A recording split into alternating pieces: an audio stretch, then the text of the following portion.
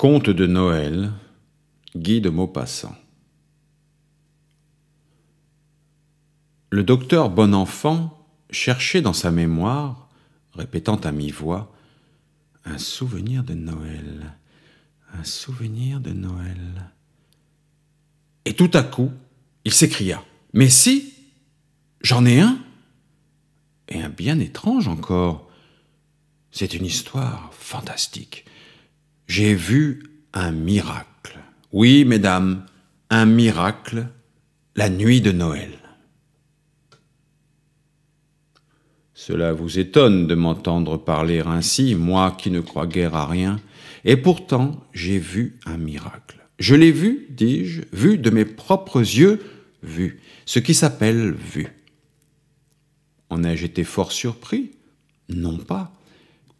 Car si je ne crois point à vos croyances, je crois à la foi, et je sais qu'elle transporte les montagnes.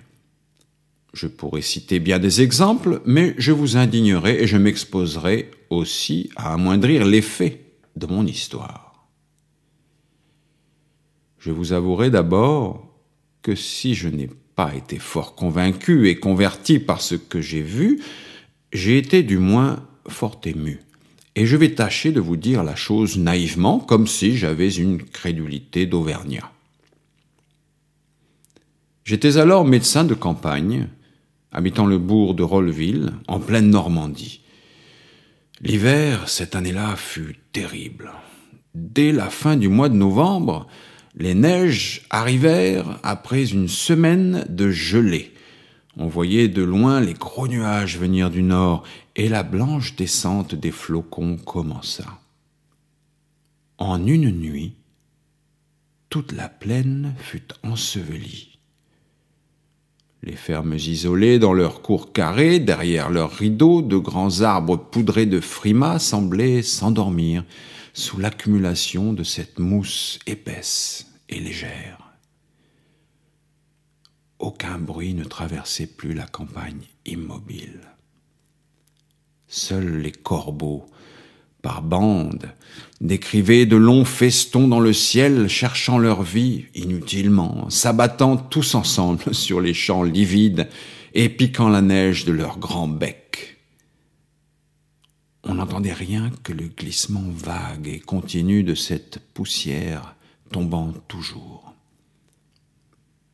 Cela dura 8 jours pleins, puis l'avalanche s'arrêta. La terre avait sur le dos un manteau épais de 5 pieds. Et pendant 3 semaines ensuite, un ciel, clair comme un cristal bleu le jour, et la nuit, tout semé d'étoiles qu'on aurait cru de givre, tant le vaste espace était rigoureux, s'étendit sur la nappe unie, dure et luisante des neiges. La plaine, les haies, les ormes des clôtures, tout semblait mort, tué par le froid. Ni homme ni bête ne sortaient plus. Seules les cheminées des chaumières en chemise blanche révélaient la vie cachée par les minces filets de fumée qui montaient droit dans l'air glacial. De temps en temps, on entendait craquer les arbres, comme si leurs membres de bois se furent brisés sous l'écorce, et parfois une grosse branche se détachait et tombait, l'invincible gelée, pétrifiant la sève et cassant les fibres. Les habitations, semées çà et là par les champs, semblaient éloignées de 100 lieues les unes des autres. On vivait comme on pouvait. Seul, j'essayais d'aller voir mes clients les plus proches, m'exposant sans cesse à rester enseveli dans quelques creux. Je m'aperçus bientôt qu'une terreur mystérieuse planait sur le pays. Un tel fléau, pensait-on, n'était point naturel. On prétendit qu'on entendait des voix la nuit, des sifflements aigus, des cris qui passaient. Ces cris et ces sifflements venaient sans aucun doute des oiseaux émigrants qui voyagent au crépuscule et qui fuyaient en masse vers le sud, mais allaient donc faire entendre raison à des gens affolés. Une épouvante envahissait les esprits et on s'attendait à un événement extraordinaire. La forge du père Vatinel était située au bout du hameau d'Épivant, sur la grande route, maintenant invisible et déserte. Or, comme les gens manquaient de pain, le forgeron résolut d'aller jusqu'au village. Il resta quelques heures à causer dans les 6 maisons qui forment le centre du pays, prit son pain et des nouvelles, et un peu de cette peur épandue sur la campagne. Et il se remit en route avant la nuit. Tout à coup, en longeant une haie, il crut voir un œuf sur la neige. Oui, un œuf déposé là, tout blanc comme le reste du monde. Il se pencha. C'était un œuf, en effet. D'où venait-il? Quelle poule avait pu sortir du poulailler et venir pondre en cet endroit? Le forgeron s'étonna, ne comprit pas, puis il ramassa l'œuf et le porta à sa femme. « Tiens, la maîtresse, v'là un œuf que j'ai trouvé sur la route. » La femme hocha la tête. « Un œuf sur la route? Par ces temps-ci? T'es soûl, bien sûr. » « Mais non, la maîtresse, même qu'il était au pied d'une haie et encore chaud, pas gelé. Le v'là. Je me l'ai mis sur l'estomac pour qu'il ne refroidisse pas. Tu le mangeras pour ton dîner. » L'œuf fut glissé dans la marmite où mijotait la soupe. Et le forgeron se mit à raconter ce qu'on disait par la contrée. La femme écoutait, toute pâle. « Pour sûr que j'ai entendu des sifflets l'autre nuit, même qu'ils semblaient venir de la cheminée. » On se mit à table, on mangea la soupe d'abord, puis, pendant que le mari étendait du beurre sur son pain, la femme prit l'œuf et l'examina d'un œil méfiant. S'il y avait quelque chose dans cet œuf, qu'est-ce que tu veux qu'il y ait? Ben, je sais-ti, mais... Allons, mange-le et fais pas la bête. Elle ouvrit l'œuf. Il était comme tous les œufs, et bien frais. Elle se mit à le manger en hésitant. Le goûtant, le laissant, le reprenant, le mari disait « Eh bien, quel goût qu'il a, cet œuf ?» Elle ne répondit pas, et elle acheva de l'avaler. Puis, soudain, elle planta sur son homme des yeux fixes, hagards, affolée, leva les bras, les tordit et, convulsée de la tête aux pieds, roula par terre en poussant des cris horribles. Toute la nuit, elle se débattit en des spasmes épouvantables, secouée de tremblements effrayants, déformés par de hideuses convulsions. Le forgeron, impuissant à la tenir, fut obligé de la lier. Et elle hurlait sans repos, d'une voix infatigable. « Je l'ai dans le corps, je l'ai dans le corps !» Je fus appelé le lendemain. J'ordonnai tous les calmants connus sans obtenir le moindre résultat. Elle était folle.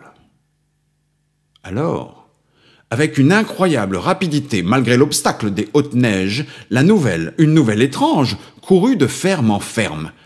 La femme au forgeron qu'est possédée. Et on venait de partout, sans oser pénétrer dans la maison. On écoutait de loin ces cris affreux poussés d'une voix si forte qu'on ne les aurait pas crus d'une créature humaine. Le curé du village fut prévenu. C'était un vieux prêtre naïf. Il accourut en surplis, comme pour administrer un mourant, et il prononça, en étendant les mains, les formules d'exorcisme, pendant que 4 hommes maintenaient sur un lit la femme écumante et tordue.